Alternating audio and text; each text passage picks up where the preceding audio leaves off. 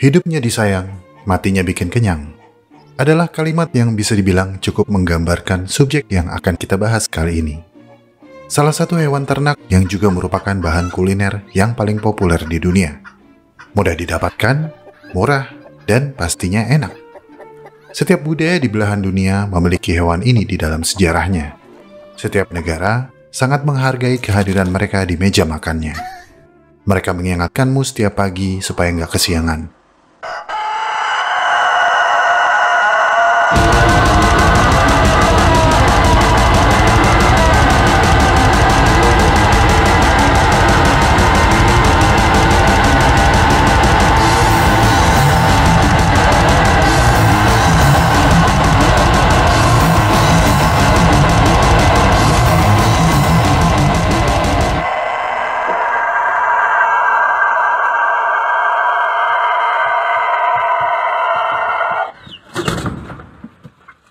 Mereka sangat serbaguna, dapat direkrut menjadi hewan peliharaan, dan dapat diolah menjadi berbagai macam masakan. Tapi bagaimana kisah perjalanan salah satu unggas yang aslinya warga hutan ini hingga bisa dicintai kebanyakan umat manusia? Dalam video kali ini, kita akan menelusuri bagaimana ayam bisa menaklukkan dunia.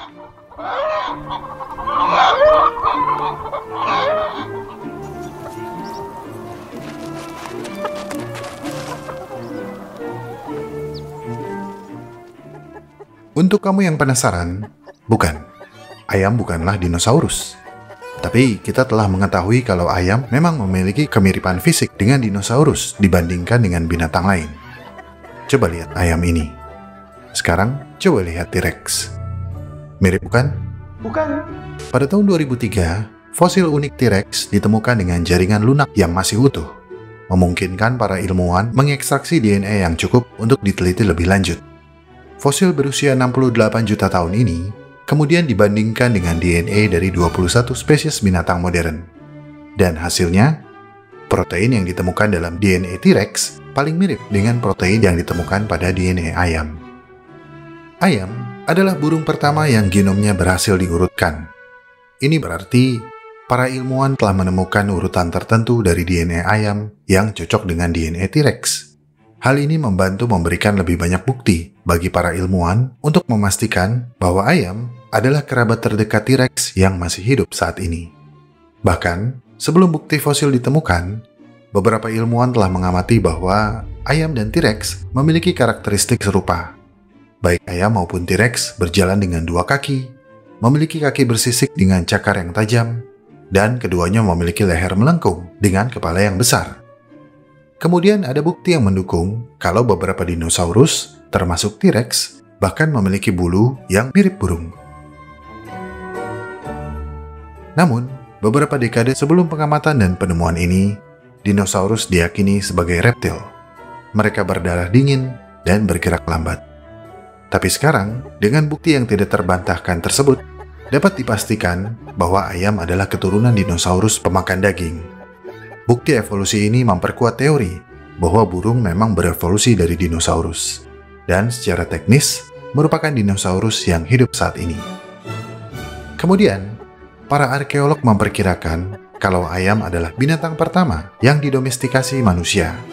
Jadi, secara teknis, kita telah berhasil mendomestikasi dan memakan keturunan pertama dari dinosaurus.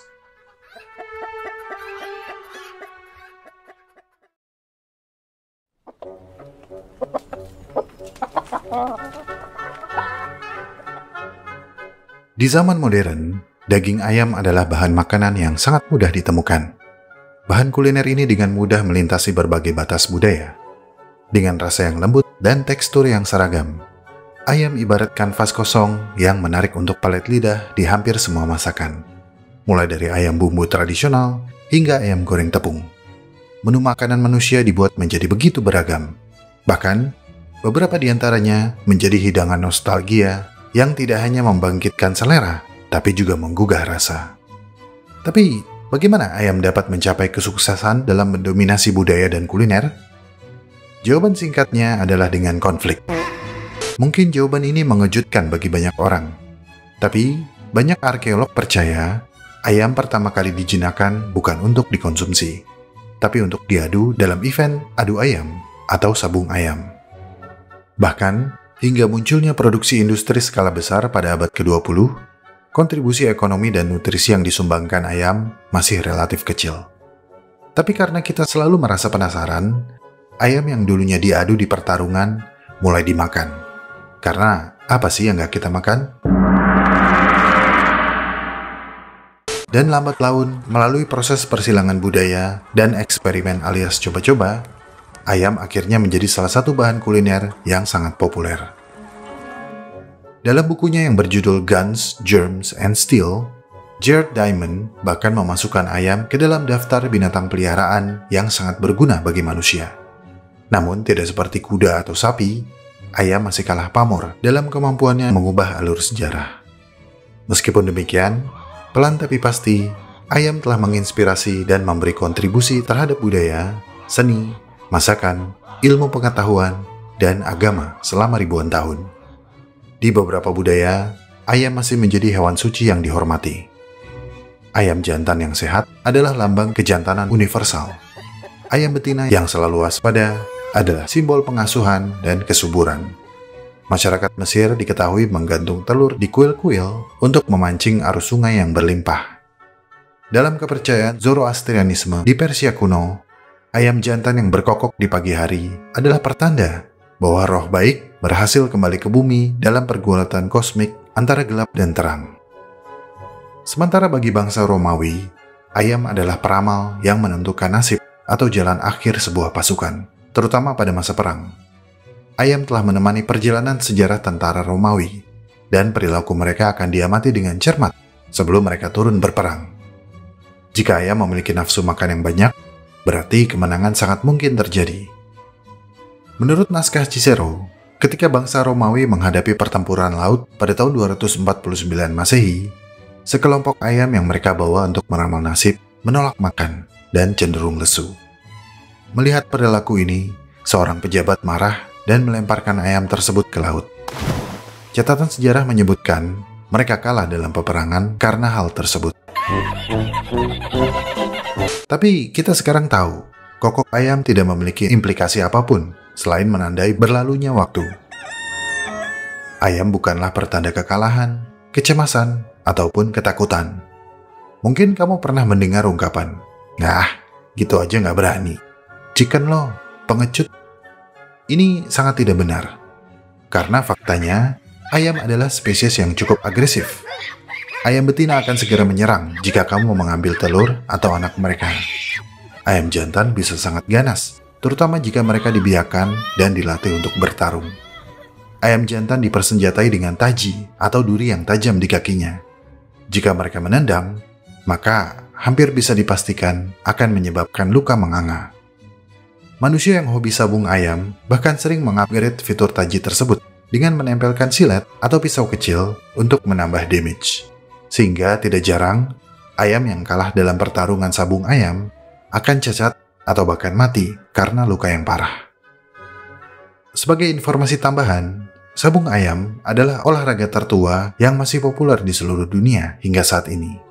Meskipun sudah marak dilarang dan dinyatakan ilegal, kegiatan ini masih sering dilakukan.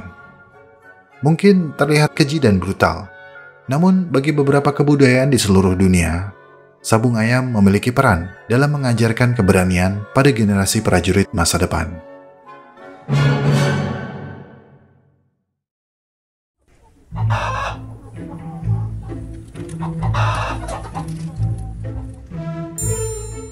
Domestikasi ayam telah terjadi sejak 7.000 hingga 10.000 tahun yang lalu. Dan menurut penelitian terbaru, melibatkan setidaknya 2 leluhur liar dan mungkin lebih dari 1 peristiwa domestikasi yang paling awal. Fosil tulang paling awal yang diidentifikasi sebagai tulang milik ayam muncul di situs-situs penggalian di timur laut Cina yang diperkirakan berasal dari sekitar tahun 5400 sebelum Masehi. Namun, leluhur burung liar diketahui tidak pernah tinggal di dataran yang dingin dan kering tersebut. Jadi, kalau memang itu tulang ayam, pastinya berasal dari tempat lain, kemungkinan besar dari Asia Tenggara. Leluhur liar ayam domestikasi adalah red jungle fowl atau ayam hutan merah, Gallus gallus. Menurut teori yang dikemukakan oleh Charles Darwin yang baru-baru ini dikonfirmasi melalui analisis DNA, kemiripan ayam hutan ini dengan ayam domestikasi modern terlihat dari pial atau jengger dan jambul merahnya, taji yang digunakannya untuk bertarung, dan seruan kawinnya. Betinanya juga sama. Mereka berwarna coklat, mengerami telur, dan berkokok seperti ayam ternak di lumbung. Di habitat alaminya yang membentang dari timur laut India hingga Filipina, Gallus gallus menjelajahi lantai hutan untuk mencari serangga, reptil, biji-bijian, dan buah-buahan. Yap, ayam adalah omnivora. Mereka akan mencoba memakan apa saja yang mereka temukan, dan akan terbang serta bertengger di ranting pepohonan untuk beristirahat pada malam hari. Karena kemampuan terbangnya yang tidak sebaik burung, manusia dapat menangkap mereka dengan mudah dan membesarkannya. Namun, Gallus gallus bukanlah satu-satunya leluhur ayam modern. Para ilmuwan telah mengidentifikasi 3 spesies lain yang masih berkerabat dekat dan mungkin telah kawin silang dengan ayam hutan merah, mengkontribusikan DNA mereka ke dalam ayam ternak modern. Penelitian terbaru menunjukkan bahwa ayam modern mewarisi setidaknya 1 ciri, seperti kulit kuning yang merupakan warisan dari ayam sonerat atau ayam hutan abu-abu di India Selatan. Tapi, bagaimana penyebaran ayam ternak modern tersebut? Apakah ras Gallus gallus yang didomestikasi awalnya menyebar ke Asia Tenggara, kemudian menyebar ke Cina dan India? Atau apakah ada pusat domestikasi yang berbeda, yaitu antara India kuno dan Asia Tenggara? Menurut Michael Zodi, ahli biologi komputasi di Broad Institute of Harvard dan MIT, hal ini belum dapat kita ketahui secara pasti. Pak Zodi menambahkan, skenario manapun bisa saja terjadi, karena burung peliharaan dan burung liar kerap bercampur seiring waktu, sehingga sangat sulit untuk menentukannya. Tapi, misteri ini akhirnya sedikit terungkap pada tahun 2004, ketika tim ahli genetika internasional berhasil menelusuri peta genom ayam yang cukup lengkap. Ayam yang merupakan burung keturunan pertama dinosaurus juga merupakan hewan peliharaan pertama, burung pertama yang dipelihara oleh manusia. Peta genom memberikan peluang bagus untuk mempelajari bagaimana domestikasi selama ribuan tahun dapat mengubah suatu spesies. Dalam sebuah proyek yang dilakukan oleh tim dari Universitas Uppsala, Swedia, Pak Zodi dan rekan-rekannya telah meneliti perbedaan antara ayam hutan merah dan keturunannya, termasuk layer atau ayam petelur yang dipelihara untuk menghasilkan telur dalam jumlah banyak, dan broiler atau ayam pedaging yang bertubuh lebih montok dan lebih gemuk. Para peneliti menemukan mutasi penting pada gen yang disebut TBC1D1 yang mengatur metabolisme glukosa. Dalam genom manusia, mutasi pada gen ini dapat menyebabkan obesitas. Namun pada makhluk yang disajikan di meja makan, ini merupakan sifat positif. Makin gemuk, makin diminati. Nice. Mutasi lain yang diakibatkan oleh pembiakan selektif terjadi pada gen TSHR atau reseptor hormon perangsang tiroid. Pada binatang liar, gen ini mengatur masa reproduksi, sehingga membatasi perkembangbiakan pada musim tertentu. Nah, dengan menonaktifkan gen ini, maka akan memungkinkan ayam untuk berkembang biak dan bertelur sepanjang tahun. Setelah didomestikasi, ayam segera mempengaruhi dunia. Kontak dengan budaya, perdagangan, migrasi, dan penaklukan teritorial membantu memperkenalkan dan menyebarkan ayam ke berbagai wilayah di seluruh dunia selama beberapa ribu tahun. Meskipun tidak dapat dipastikan, bukti menunjukkan bahwa titik awal penyebaran ayam ke arah barat mungkin adalah lembah Indus, di mana masyarakat di peradaban Harappa melakukan perdagangan yang aktif dengan wilayah Timur Tengah lebih dari 4.000 tahun yang lalu. Para arkeolog telah menemukan fosil ayam di Lothal yang pernah menjadi pelabuhan besar di pantai barat India. Penemuan ini meningkatkan kemungkinan bahwa unggas-unggas tersebut telah dibawa menyeberang ke semenanjung Arab sebagai komoditas kargo atau perbekalan selama perjalanan mereka. Pada tahun 2000 sebelum Masehi, naskah pada tablet cuneiform dari Mesopotamia menyebutkan burung kerajaan Meluha, mengacu kepada Meluha, sebuah nama tempat di lembah Indus. Menurut Profesor Piotr Steinkeller, pakar teks kuno di Harvard, The Royal Bird of Meluha kemungkinan adalah burung eksotik yang tidak berasal dari Mesopotamia. Pak Steinkeller percaya bahwa yang disebut sebagai royal bird kemungkinan besar adalah ayam. Sekitar 250 tahun kemudian, ayam diperkirakan tiba di Mesir. Awalnya diperkenalkan sebagai burung aduan dan sebagai tambahan pada hewan peliharaan eksotik. Penggambaran artistik yang menampilkan burung yang mirip ayam terlihat menghiasi makam kerajaan. Butuh waktu kurang lebih 1000 tahun untuk burung peliharaan eksotis ini menjadi komoditas populer di kalangan masyarakat Mesir pada umumnya. Nah, pada era inilah masyarakat Mesir memulai dan menguasai teknik inkubasi buatan yang melepaskan ayam betina untuk memanfaatkan waktunya dengan lebih baik sehingga dapat bertelur lebih banyak. Sementara telur yang dihasilkan akan diawasi dan dirawat oleh penjaga peternakan. Ini bukanlah perkara mudah. Agar telur dapat menetas dalam kurun waktu 3 minggu, suhu harus dijaga konstan pada kisaran 37 hingga 40 derajat Celcius dan kelembaban relatif hingga 55%, yang secara konstan harus ditingkatkan hingga menjelang masa penetasan. Telur juga harus dibalik 3-5 kali dalam sehari, agar anak ayam terhindar dari cacat fisik. By the way, tahukah kamu kalau telur ayam yang biasa kamu makan bukanlah telur yang terbuahi? Ayam betina bisa tetap bertelur meskipun tanpa kehadiran ayam jantan. Ayam betina adalah parthenogenesis. Mereka dengan senang hati bertelur meski tanpa dikawini oleh ayam jantan. Jika tidak ada ayam jantan di sekitar mereka, maka telur-telur tersebut tidak akan terbuahi. Nah, inilah telur yang suka kamu makan. Telur yang tidak terbuahi. Tapi terbuahi atau tidak, mereka memiliki penampilan dan rasa yang sama.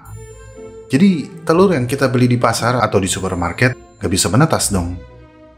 Sangat sulit, tapi bukan berarti tidak mungkin.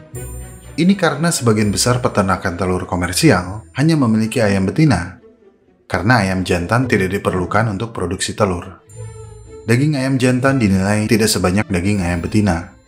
Jadi untuk mengurangi biaya perawatan, peternakan telur komersil akan menetaskan dan hanya akan memelihara anak ayam betina.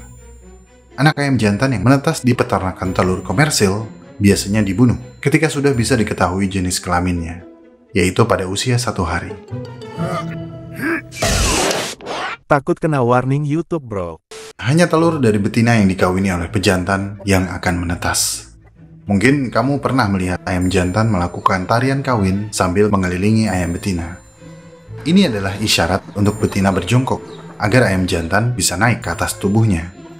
Kemudian, bulu ekor betina akan diangkat agar kloaka mereka dapat bersentuhan dan sperma bisa masuk. Gitu. Apa itu kloaka? Secara kasar, kloaka adalah lubang. Gini, berbeda dengan manusia dan kebanyakan mamalia, ayam hanya mempunyai 1 lubang belakang. Lubang ayam betina memiliki 3 fungsi, yaitu untuk bertelur, dan sebagai jalan masuk sperma. Sementara kloaka ayam jantan hanya memiliki 2 fungsi, yaitu untuk dan untuk mentransfer sperma.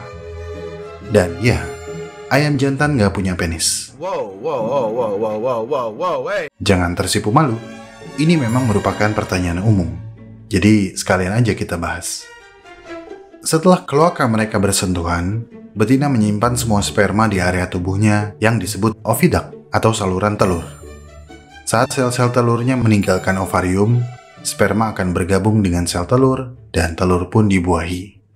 Sperma yang tersimpan di oviduct dapat bertahan selama beberapa minggu, cukup untuk membuahi beberapa telur.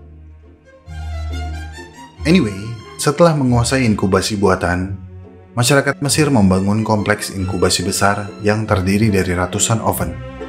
Setiap oven berbentuk ruangan besar yang dihubungkan dengan serangkaian koridor dan ventilasi yang memungkinkan pekerja mengatur panas dari api yang berbahan bakar jerami dan unta. Selama berabad-abad, masyarakat Mesir menjadi produsen ayam potong terbesar di dunia dan berhasil merahasiakan metode inkubasi buatan ini dari orang luar. Tapi sekarang, China dan Amerika Serikat adalah produsen ayam terbesar di dunia. Di sekitar Mediterania, penggalian arkeologi telah menemukan tulang ayam yang diperkirakan berasal dari sekitar tahun 800 sebelum Masehi, kira-kira pada masa kejayaan Kekaisaran Romawi. Menurut banyak literatur, ayam diceritakan sebagai makanan lezat di kalangan bangsa Romawi. Inovasi kuliner berbahan ayam mencakup telur yang didadar dan daging yang dimasak dengan cara direbus, dipanggang, atau digoreng. Otak ayam yang dihaluskan biasa dioleskan pada roti. Metode penggumukan unggas ini juga beraneka ragam. Beberapa menggunakan roti gandum yang direndam dalam anggur, ada pula yang menggunakan campuran biji jintan dan lemak kadal. Pada satu titik, ayam sempat dilarang dikonsumsi secara berlebihan di Roma, karena para penguasa khawatir akan kerusakan moral akibat dari pencarian kemewahan yang berlebihan. Sebuah undang-undang pada tahun 161 sebelum Masehi membatasi konsumsi ayam menjadi 1 ekor setiap kali makan, pada sekali penyajian di meja makan, bukan jumlah konsumsi per individu. Dan masyarakat biasa hanya boleh makan ayam betina yang tidak terlalu gemuk. Nah, untuk mengakali hal ini, para juru masak Romawi segera mencari cara dan menemukan bahwa ayam jantan yang dikebiri akan menjadi gemuk dengan sendirinya. Dan bersamaan dengan penemuan ini, muncullah jenis ayam yang sekarang kita kenal sebagai kapon, alias ayam kebiri. Namun, status ayam di Eropa menjadi turun seiring dengan runtuhnya Kekaisaran Roma. Dan kuliner lambang kemewahan ini menjadi kuliner umum yang dapat dengan mudah diakses oleh rakyat jelata. Menurut Kevin MacDonald, profesor arkeologi di University College di London, pada periode pasca Romawi, ukuran ayam ternak kembali mengecil. Pak Kevin berspekulasi bahwa peternakan besar yang terorganisir yang dulunya banyak terdapat di zaman keemasan Romawi, sebagian besar telah lenyap. Kemudian, orang Eropa yang baru tiba di Amerika Utara merasa telah menemukan benua yang penuh dengan kalkun dan bebek endemik untuk dipanen dan dimakan. Seiring berjalannya waktu, daging unggas yang lebih keras seperti angsa dan ayam hutan liar mulai menghiasi meja makan abad pertengahan, dan ayam ternak pun perlahan dilupakan. Beberapa arkeolog percaya bahwa ayam pertama kali diperkenalkan ke dunia baru adalah ayam yang dibawa oleh orang Polinesia yang berhasil mencapai pantai Pasifik Amerika Selatan sekitar 1 abad sebelum pelayaran Columbus. Memasuki abad ke-20, ayam yang meskipun masih dihargai, terutama sebagai sumber telur, memainkan peran yang relatif kecil dalam pola makan dan perekonomian di negara maju. Setelah sapi dan babi memasuki era industri daging yang tersentralisasi dan termekanisasi, produksi ayam sebagian besar masih merupakan usaha lokal dan kasual. Terobosan yang memungkinkan peternakan ayam menjadi begitu populer seperti saat ini adalah berkat fortifikasi pakan yang dilengkapi dengan antibiotik dan vitamin. Ini memungkinkan ayam memiliki ketahanan tubuh yang baik, sehingga dapat dipelihara di dalam ruangan. Karena seperti kebanyakan binatang, ayam membutuhkan sinar matahari agar dapat mensintesis vitamin D-nya sendiri. Dan selama dekade pertama abad ke-20, peternakan ayam menelan biaya yang cukup mahal karena harus menyediakan lahan terbuka yang luas. Ayam diwajibkan menghabiskan hari-hari mereka berkeliaran di luar kandang sembari mencari makanan. Ayam akan mudah sakit jika tidak mendapatkan sinar matahari dalam waktu yang lama. Sekarang, selain terlindung dari cuaca dan predator, ayam yang dipelihara di dalam ruangan dapat diberi makan secara terkontrol dan terhindar dari gangguan aktivitas lain. Peternakan skala pabrik adalah langkah terakhir bagi ayam dalam transformasinya menjadi penguasa dunia, menjadi komoditas penghasil protein yang paling mudah dan murah karena hemat waktu dan tempat. Ayam betina cukup dimasukkan ke dalam sangkar kawat yang rapat sehingga mereka tidak dapat melebarkan sayapnya. Dengan begini, sebanyak 20.000 hingga 30.000 ayam pedaging dan petelur dapat dipelihara dalam satu gedung yang tanpa jendela. Hasilnya adalah pasokan gastroekonomi yang luas. Peternakan skala pabrik mampu memproduksi ayam dalam jumlah yang semakin banyak dan telah menyebabkan peningkatan permintaan di seluruh dunia. Pada tahun 2023, jika diukur berdasarkan jumlah konsumsi, ayam telah melampaui daging sapi sebagai daging paling populer di dunia. Amerika Serikat adalah negara yang mengkonsumsi ayam paling banyak di dunia, diikuti oleh Cina di posisi kedua dan Indonesia di posisi ke-6. Ayam dan telurnya adalah sumber protein paling populer di dunia. roda penggerak dalam sistem alami yang dirancang untuk mengubah biji-bijian menjadi protein dengan efisiensi yang luar biasa.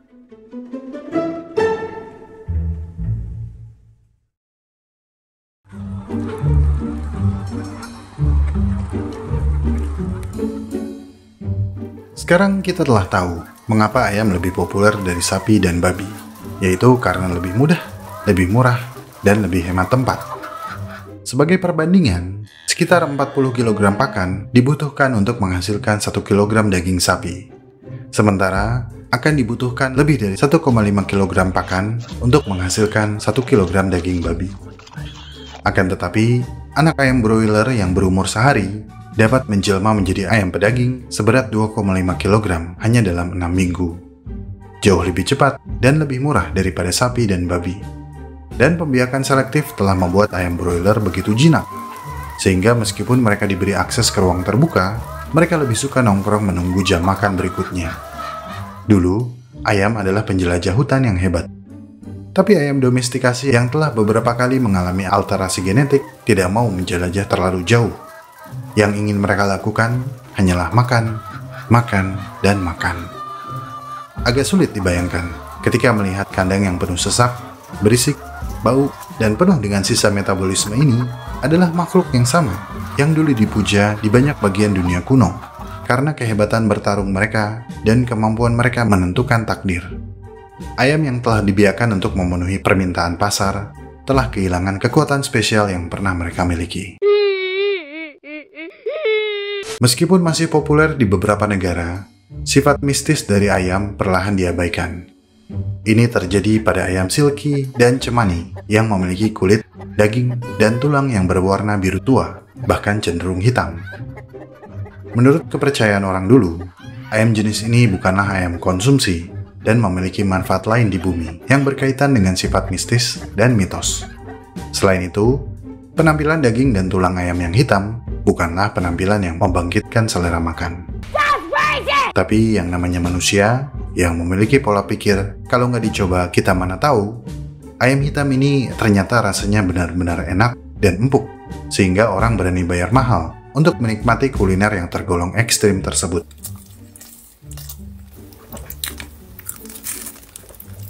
Tastes a bit too much ketchup. Seekor ayam cemani dapat dibanderol sekitar 2-3 kali dari harga ayam normal. Dan harganya akan melonjak lebih tinggi jika peruntukannya adalah sebagai hewan peliharaan eksotis. Bahkan, ayam cemani adalah salah satu ayam eksotis termahal di dunia. Mungkin tidaklah berlebihan jika kita menjadikan ayam sebagai maskot globalisasi, simbol universal aspirasi kuliner kelas menengah yang menaklukkan dunia. Ayam telah berhasil menyusup ke dalam salad Caesar yang mewah, berhasil mengalahkan kalkun di club sandwich, dan berhasil bersembunyi di bawah selimut pesto di antara jalinan spaghetti yang creamy.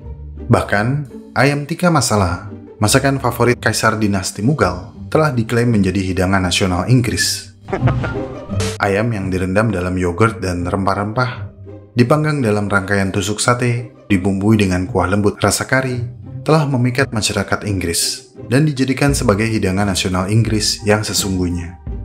Dalam pidatonya pada tahun 2001 yang tercatat dalam sejarah sebagai pidato ayam tikka masala, Robin Cook, Menlu Inggris Raya pada saat itu, memilih chicken tikka masala untuk melambangkan komitmen bangsa terhadap multikulturalisme. Alright, mate. Sekarang, hampir semua restoran, bahkan restoran mewah sekalipun, akan menambahkan ayam ke dalam menu mereka.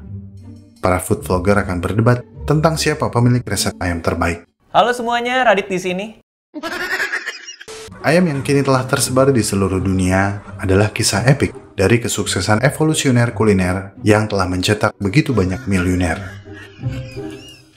Sekarang jumlah ayam telah melebihi jumlah manusia di planet ini, hampir 3:1. Ini karena cukup mudah memelihara ayam. Siapapun bisa melakukannya. Mungkin tetanggamu ada yang pelihara ayam, dan kamu kesal karena ayam peliharaan mereka suka sembarangan di pekarangan kamu. Atau mungkin sebaliknya, tetangga kamu yang kesal karena ayam peliharaan kamu suka di pekarangan rumah mereka. Hanya karena kotoran ayam, seorang warga di Ponorogo, Jawa Timur memagar rumah tetangganya. Akibatnya sang tetangga selama 3,5 tahun tidak bisa keluar masuk rumah dengan mudah karena harus melompat pagar. Begitulah adanya. Sesuatu yang sepele, jika tidak dikontrol, akan menjadi merugikan. Untungnya, kita bisa memakan mereka. Tapi jangan pernah memakan daging ayam mentah ya. Karena daging ayam mentah bisa mengandung kontaminan seperti Campylobacter, Salmonella, atau Clostridium perfringens. Hal yang sama akan terjadi jika kamu makan ayam setengah matang. Kamu bisa kena food poisoning alias keracunan makanan. Cross-contamination atau kontaminasi silang juga bisa terjadi ketika kamu mencampur daging ayam mentah dengan makanan yang sudah siap makan. Bahkan ketika kamu memotong roti di atas talenan yang digunakan untuk memotong daging ayam mentah, roti kamu bisa terkontaminasi. Setiap tahun, ada lebih dari 1 juta orang di seluruh dunia yang jatuh sakit karena mengkonsumsi daging unggas, khususnya ayam yang terkontaminasi. Jadi, masaklah daging ayam sampai benar-benar matang.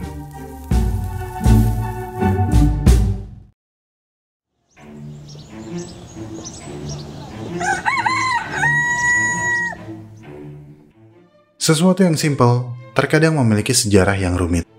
Dan segala yang kita pikir kita tahu, ternyata sebagian besar salah. Begitulah yang kiranya terjadi pada ayam. Sekarang kita tahu, ayam yang berukuran kecil ternyata memiliki kesamaan genetik yang tinggi dengan dinosaurus.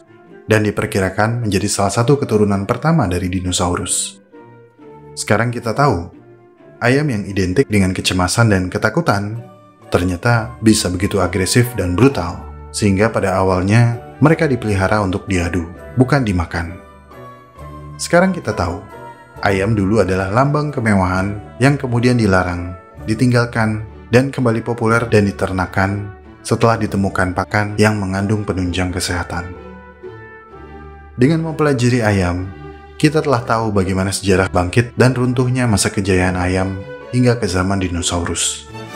Mungkin jawabannya akan rumit jika ditanya mana yang lebih dulu ada, telur atau ayam. Tapi setidaknya, kamu bisa menjawab jika ditanya seperti apa rasa dinosaurus. Kamu bisa dengan mudah mengatakan, rasanya kayak ayam. Canda ayam. By the way, ayam geprek is the best, dan saya tidak suka opor ayam.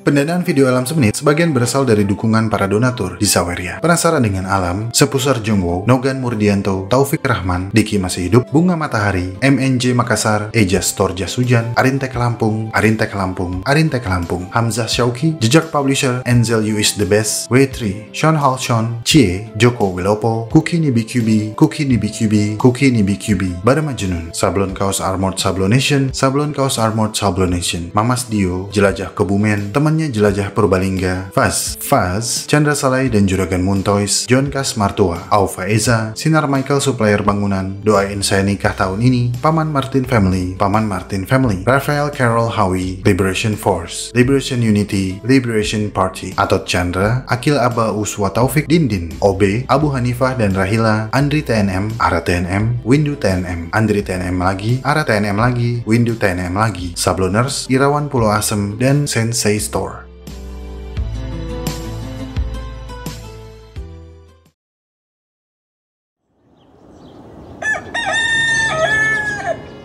Terima kasih telah menonton sampai menit ini. Saya sangat-sangat menghargai segala dukungan yang teman-teman berikan kepada Alam Semenit. Jika ingin tahu lebih banyak tentang subjek pembahasan dalam video ini, cek deskripsi video. Di sana teman-teman bisa menemukan segala jurnal, literatur, dan referensi saya dalam menyusun naskah. Jika suka dengan pembahasan dari Alam Semenit, like video ini dan share. Karena like dan share dari kamu akan membantu perkembangan channel ini. Ikuti perkembangan semua hal yang aneh, menjijikan, dan indah yang mengundang rasa ingin tahu kita semua. Sampai jumpa di video selanjutnya.